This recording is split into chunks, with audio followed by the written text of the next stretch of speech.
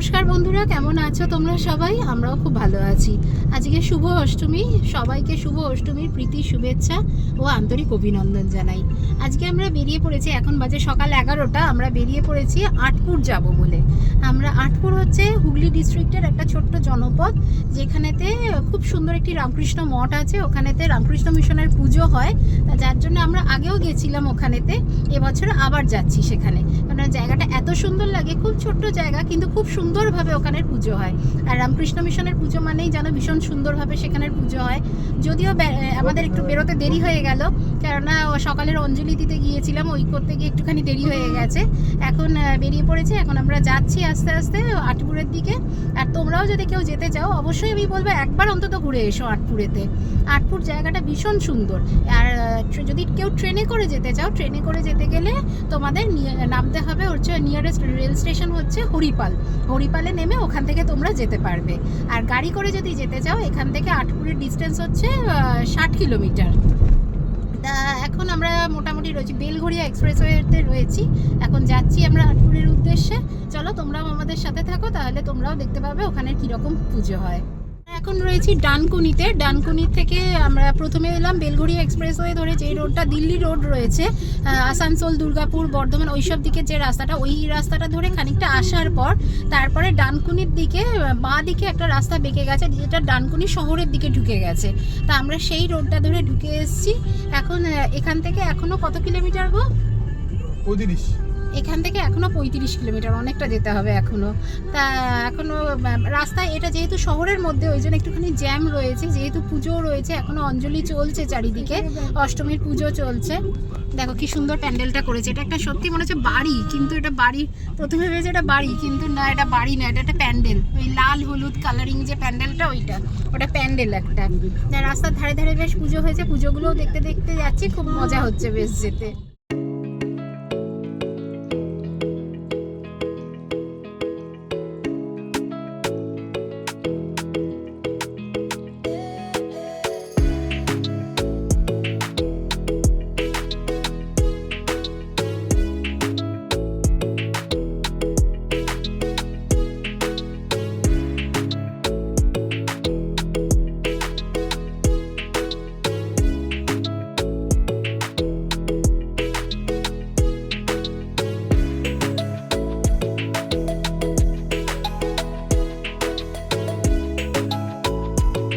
আটপুরেতে এই যে রামকৃষ্ণ মিশন আমার পেছন দিকে, প্রচণ্ড রোদ্দুর, তাই জন্য ভালো করে তাকিয়ে কথাও বলতে পারছি না।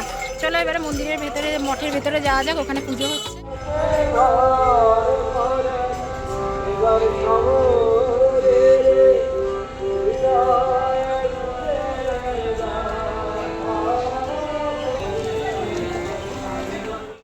আমরা তো ভেতরে চলে এসেছি, কিন্তু প্রথমে এসেই মায়ের দর্শন পাইনি, কারণ মাকে তখন ভোগ দেওয়া হয়েছিল বলে মায়ের সামনের পর্দা টাঙানো ছিল। আর এই যে সামনে অনেক চেয়ার আছে, এখানে বসে বসেই পুজো দেখার ব্যবস্থা করা হয়েছে। এরপর আমরা চলে এসেছিলাম খাবারের জায়গাতে। এখানে 100 টাকা করে কুপন কাটার ব্যবস্থা আছে। কুপন কেটে এখানে খাবারের জন্য আসতে পারা যাবে। এখানে ভেতরে যেমন বসে খাবার জায়গা আছে, বাইরেতেও প্যান্ডেল টাঙিয়ে দিয়েছে, বেঞ্চ পেতে দেওয়া হয়েছে, এখানেতে বসে খাবারের ব্যবস্থা রয়েছে। অনেক মানুষ সেখানে বসে অলরেডি খাওয়া শুরু করে দিয়েছিলেন। তা আমরাও বসে যেতে আমাদেরও সাথে সাথে মায়ের প্রসাদ দিয়ে গেলেন প্রথমে এসেই, তারপরেতে দিয়ে গেলেন গরম গরম খিচুড়ি, আর তার সাথে প্লেন আলুর তরকারি। এই যে কি স্বাদ, সে স্বাদ বলে বোঝানো যাবে না। এ স্বাদের সত্যি তুলনা হয় না অন্য কোনো খাবারের সাথে। আমার তো মনে হয় পৃথিবীর সব খাবার একদিকে, আর এই মায়ের প্রসাদের স্বাদ আরেক দিকে। গরম গরম খাবারের স্বাদ তো ভালো হয়, তার সাথে বাইরেও এত গরম ছিল, আমাদের খুব গরম হচ্ছিল, কিন্তু তাতেও বেশ ভালো লাগছিল। আর তারপরেতে দিয়েছিল চাটনি, আমড়ার চাটনি, আর গরম গরম পায়েস। গরম পায়েসের স্বাদ অপূর্ব। আমরা চলে এসেছি বাইরে, আর এই যে যেখানে খাবারের একতলায় ব্যবস্থা ছিল, তার উপরের তলায় বাবুরাম মহারাজ অর্থাৎ প্রেমানন্দ মহারাজের ঘর, যিনি ছিলেন শ্রী শ্রী রামকৃষ্ণ পরমহংসদেবের পরম প্রিয় শিষ্য। আর এই যে সামনে দিয়ে সোজা রাস্তাটা যেটা চলে গিয়েছে রামকৃষ্ণ মঠের পাশ দিয়ে, সেইখান থেকে সোজা গেলেই এখানকার গেস্ট হাউস রয়েছে, যার নাম হচ্ছে শান্তি ভবন। মহারাজ আমাদের বলেছিলেন যদি আগে থেকে আসতে চাও এখানে ইমেল করে জানতে হবে। আমি ইমেল অ্যাড্রেসটা অবশ্যই দিয়ে দিচ্ছি, সেই ইমেল অ্যাড্রেসে ইমেল করে দিলে উনি এখানে ঘরের ব্যবস্থা করে দেবেন। আমরা যখন খাচ্ছিলাম সেই সময় এখানকার বড় যিনি মহারাজ আছেন, দেবপ্রিয়ানন্দ, তিনি সবার সাথে এসে আমাদের কথা বলছিলেন, আমাদের সাথেও সেই রকম কথা বলেছিলেন আমরা কোথা থেকে এসেছি, আমার মেয়ে কী পড়াশুনো করে, এইসব বিষয়ে। উনি আমাদেরকে, এই যে সামনেই রয়েছেন এই দেবপ্রিয়ানন্দ মহারাজ, উনি আমাদেরকে বললেন অবশ্যই তোমরা এসে একবার এখানেতে পুজো ছাড়াও থেকে যেও, খুব সুন্দর গ্রামের পরিবেশ পাবে। তা যাই হোক, ওখান থেকে আমরা চলে গিয়েছিলাম। ওই যে পাশেই যে পুজোটি হচ্ছে, ঘোষবাড়ির পুজো, ওটা কত বছরের পুরনো বলো তো? 294 বছরের এই বছর পা দিল। তার মানে কত বছরের পুরনো পুজো এখনও পর্যন্ত সগৌরবের সাথে পালন করা হচ্ছে। এই যে আমরা যাচ্ছি ধীরে ধীরে মাকে দর্শন করব বলে, কি সুন্দর লাগছে একটা বনেদি বাড়ির পুজোতে আমরাও এখানেতে অংশ নিতে পেরে।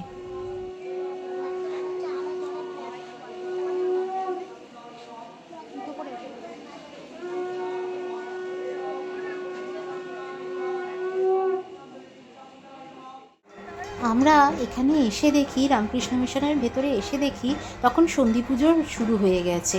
তা আমরা এখানে বসে বসে সন্ধি পুজো দেখছিলাম। তাই এই যে বাচ্চা বাচ্চা যেসব ছেলেরা রয়েছে এখানকারই আবাসিক, তারা সব এসে পুজোয় অঞ্জলি দেওয়ার জন্য হাতে ফুল দিয়ে গিয়েছিল। তা আমার ওখানেতে সেই সৌভাগ্যও হয়েছিল যে সন্ধি পুজোয় অঞ্জলি দেওয়ার জন্য। তা এখন তো সন্ধি পুজো শেষ হয়ে গিয়েছে, সেই জন্য এখন আমি সামনে থেকে গিয়ে মায়ের একটু ভিডিও করতে পারলাম।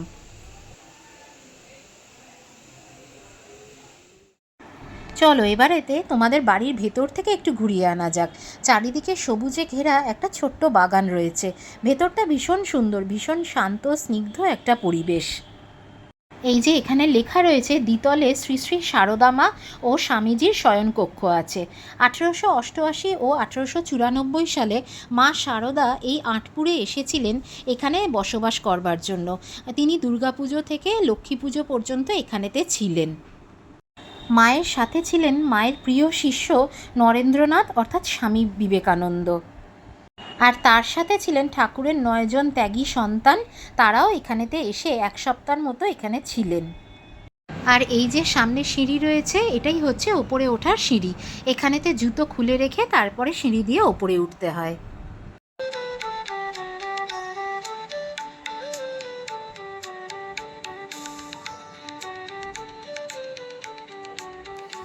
সিঁড়ি দিয়ে উঠে প্রথমেই যে ডান দিকে ঘরটা রয়েছে, সেখানে থাকতেন স্বামীজি সহ ঠাকুরের 9 জন ত্যাগী সন্তানরা।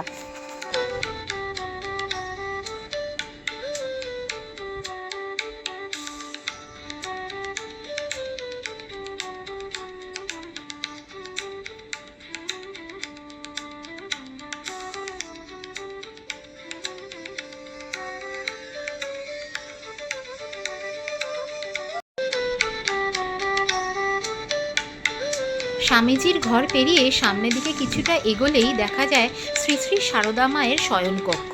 আর এই শয়নকক্ষের ঠিক পাশেই রয়েছে একটি ছোট্ট ছাদ, যদিও সেটি কোলাপসেবল গেট দিয়ে আটকানো আছে, আর এই ওপরে ওঠার সিঁড়িটিও আটকানো আছে।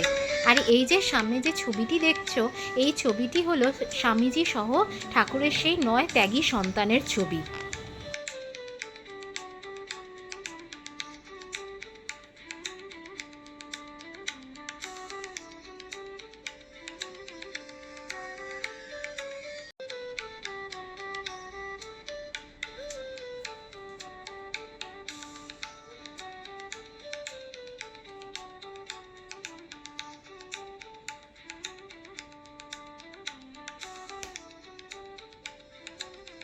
আর এই ঘরের ওপার দিয়ে যে জানলা দিয়ে যে পুকুরটি দেখা যাচ্ছে, সেই পুকুরটির নাম হলো জলহরি পুকুর। মা এখানেই যখন থাকতেন তখন এই পুকুরেই স্নান করতেন। তবে এই পুকুরটিতে এখন আর কেউ স্নান করে না, এই পুণ্য পুকুর হিসেবেই এটিকে রাখা হয়েছে। আর মায়ের ঘরের ঠিক পাশেই রয়েছে প্রেমানন্দ মহারাজের মা মাতঙ্গিনী দেবীর ঘর। উনি যখন সারদা মা এখানে থাকতেন, এই মাতঙ্গিনী দেবী ওনাদের দেখাশোনা করতেন।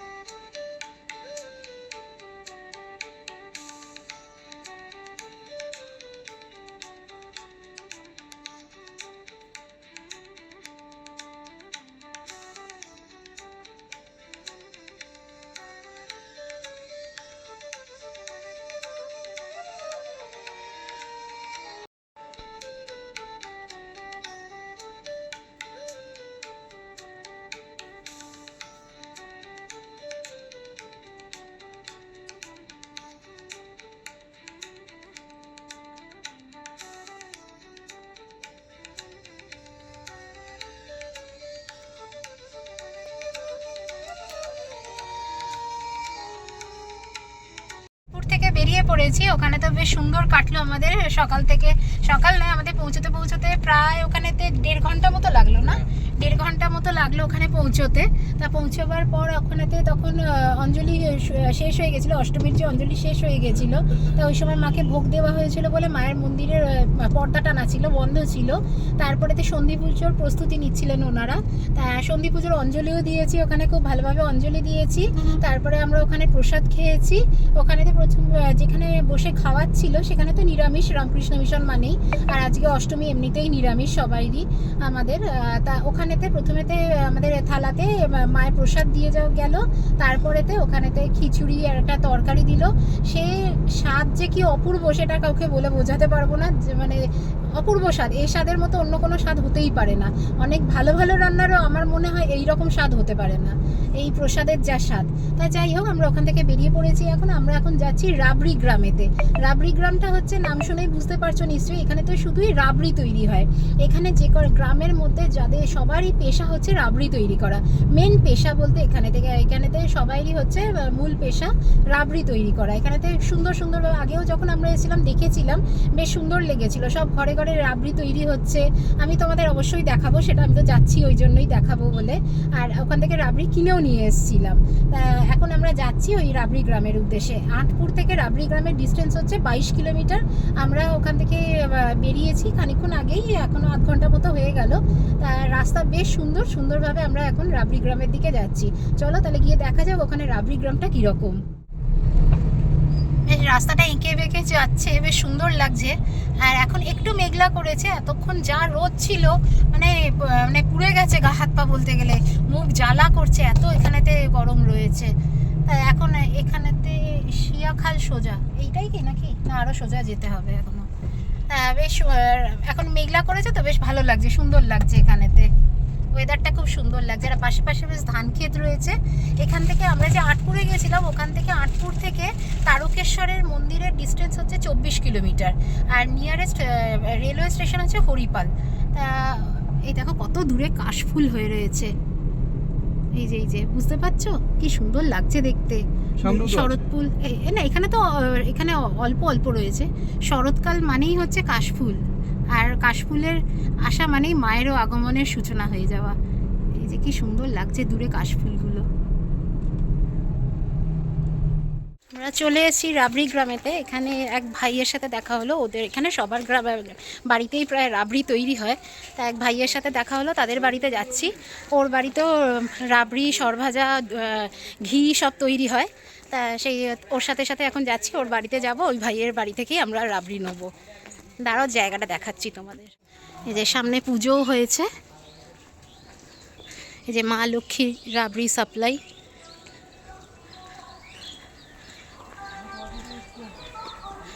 সামনে দুর্গাপুজো হয়েছে। যদি এরা হোম ডেলিভারি করে কোনো অকেশানেতে, বার্থডে বলো, বিয়ে বাড়ি বলো, আমি নাম্বারটা অবশ্যই যোগাযোগের যে নাম্বারটা আমি দিয়ে দেবো ডিটেল। মা ষষ্ঠী রাবড়ি ভাণ্ডার। আর এর ভাইয়ের বাড়িতে যাচ্ছি যেটা, সেটা হচ্ছে মা কালী রাবড়ি ভাণ্ডার। কি সুন্দর একদম গ্রামের রাস্তা। আমার জায়গাটা খুব ভালো লাগে, আগের বারেও যখন এসেছিলাম খুব ভালো লেগেছিল। এইখানে এই বাবার ফ্ল্যাশ লাইটটা অন রয়েছে।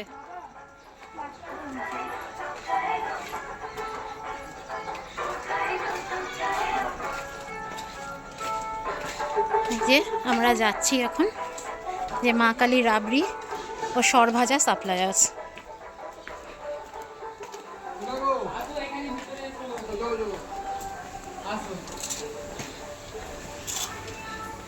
এই যে সামনেই রাবড়ি তৈরি হচ্ছে।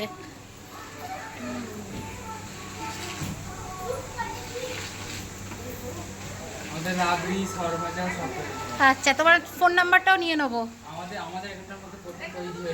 আচ্ছা, 35 বছর ধরে, ওরে বাবা। আচ্ছা, আমরা সেই কলকাতা এয়ারপোর্টের কাছ থেকে ওখানেতে যায়। আচ্ছা, অর্ডার দিয়ে, হ্যাঁ।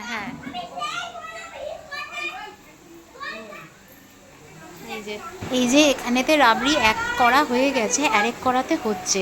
ওই যে দুধটা ফুটছে তাতে যে সর পড়ছে, সেই সরগুলোকে কাটি দিয়ে দিয়ে পাশে সরিয়ে রাখা হচ্ছে। এইগুলোই হচ্ছে রাবড়ি তৈরি হয়। আর এই দুধটা ফুটে ফুটে ফুটে ফুটে ঘন হয়ে এলে সেইটা রাবড়ির দুধটা হয়। একটা কড়া হয়ে গেছে, সেগুলো ঠান্ডা করতে দিয়েছে। তারপরে ঠান্ডা হয়ে গেলে সেগুলোকে কি সুন্দর ছুরি দিয়ে কেটে কেটে কি সুন্দর রাবড়ির পিসগুলো করছে। এইখানেও আরেকটা কড়াও হয়ে গিয়েছে, এটাও ঠান্ডা হতে দিয়েছে। এই যে এখানে কিছু রাবড়ি করা রয়েছে। রাবড়ি তৈরি হয়ে গেছে। হ্যাঁ হ্যাঁ, ওখানটা সর ভাজা আছে। ও ওইটা পাশেরটা, ওটা ভাজা মিষ্টি।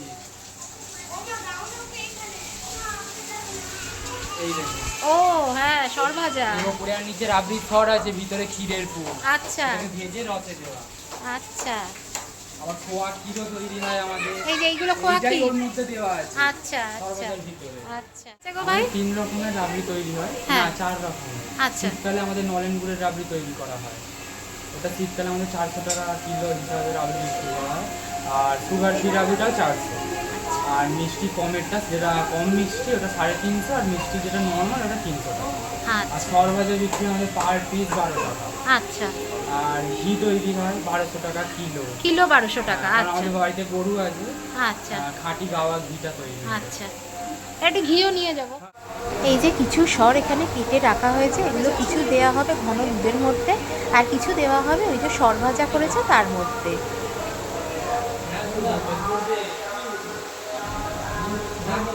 যেটা গাইডে লেগে আছে ওটাই এইটা সবকে গেল।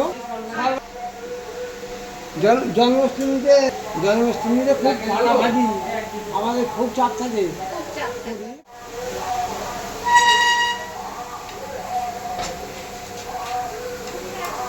ঠিক আছে ঠিক আছে ঠিক আছে।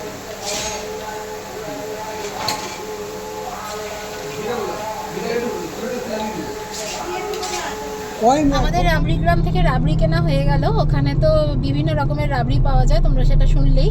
তা যাই হোক, আমরা এখন বেরিয়ে পড়েছি এখান থেকে। এখন বাড়ি যেতে 43 কিলোমিটার মতো লাগবে দেখাচ্ছে, এখানে গুগল ম্যাপেতে দেখাচ্ছে সন্ধ্যে 6টা বেজে যাবে। যেহেতু এখনও পর্যন্ত রাস্তায় সেরকম কোনো জ্যাম পাইনি। এখন আমরা রয়েছি ডানকুনিতে রয়েছি। তো এখনও রাস্তা ভীষণ স্মুথ যাচ্ছে, কোনো অসুবিধে কিছু নেই। তবে কলকাতার আশেপাশে এসে তখন হয়তো একটু জ্যাম হবে, কেননা যেহেতু দুর্গাপুজোর একটা রাশ রয়েছে ওই জন্য। তা দেখা যাক কতক্ষণ লাগে। এখন তো যাচ্ছি আমরা, গাড়িতে গল্প করতে করতে আড্ডা মারতে মারতে যাচ্ছি। আর সন্ধ্যেবেলায় কোনো বেরোবার প্ল্যান নেই আজকে, কেননা ওখানে এত ভিড় থাকে, এই সন্ধ্যেবেলার দিকে একদমই বেরোতে ইচ্ছে করে না। আমরা যে রাবড়ি নিলাম যেখান থেকে, ওখানেতে আমি ডিসক্রিপশন বক্সে ডিটেলটা দিয়ে দেবো, ফোন নাম্বারও দিয়ে দেবো। এখান থেকে যদি কোনো অকেশন তোমাদের থাকে, বার্থডে বলো, বিয়েবাড়ি বলো, বা কোনো একটা অকেশন থাকলে ওরা একদম তোমাদের বাড়িতে গিয়ে ওরা ডেলিভারি করে দেবে, হোম ডেলিভারি করে দেবে। ইভেন ও এখন এনারা এখান থেকে এখনও দক্ষিণেশ্বর পর্যন্ত বা বাগুইহাটিতেও ডেলিভারি করেন, বিভিন্ন দোকানেতে ডেলিভারি করেন। কোন দোকানে করে আমি বললাম না, কিন্তু বাগুইহাটিতেও বিভিন্ন দোকানে ওনারা ডেলিভারি করেন। তা সেই কথাই হচ্ছিল, এখানে বসে বসে সেই সব গল্পই হচ্ছিল। ভীষণ সুন্দর আতিথেয়তার, ভীষণ সুন্দর ব্যবহার এনাদের, যেন হচ্ছে আমাদের অনেক দিনকার আমরা পরিচিত ওনাদের, যার জন্য এত ভালো লাগছিল। সে চলে আসছিলাম বলে দাঁড়িয়ে থেকে আমরা যতক্ষণ না গাড়িতে উঠলাম ততক্ষণ দাঁড়িয়েছিল, খুব ভালো লাগছিল বেশ। আর ওনাদের ব্যবহার ভীষণ ভালো, ভীষণ সুন্দর। এর আগেও যেখানে গেছিলাম ওখানেও তাই দেখেছিলাম, এখানে এটা অন্য আরেকটা জায়গায় এসেছি এবারেতে, এখানেরও তাই ভীষণ সুন্দর এনাদের ব্যবহার। যেতে যেতেই আরেকটা প্যান্ডেল চোখে পড়ে গেল। কি সুন্দর করে সাজানো হয়েছে প্যান্ডেলটা, রাতের বেলায় আলো জ্বললে আরও সুন্দর লাগবে। এত সুন্দর লাগছে বাইরে থেকে প্যান্ডেলটা দেখতে, যেন মনে হচ্ছে কোনো যেন রাজপ্রাসাদ রয়েছে সামনে। আর এই যে সামনে বেশ রাস্তায় এখন জ্যাম রয়েছে, তার জন্য আমাদের গাড়ি নিয়ে যেতে একটু সমস্যা হচ্ছে, একটু সময় লাগছে। তা যাই হোক চলো, আমরা এখন রয়েছি বালির কাছে, বালি স্টেশনের ওপর দিয়ে আমরা যাচ্ছি এখন। তা প্রায় বাড়ির কাছাকাছি চলেই এসেছি, খুব একটা রাস্তায় কিছু জ্যাম ছিল না, বেশ সুন্দর স্মুথ এসছি আমরা।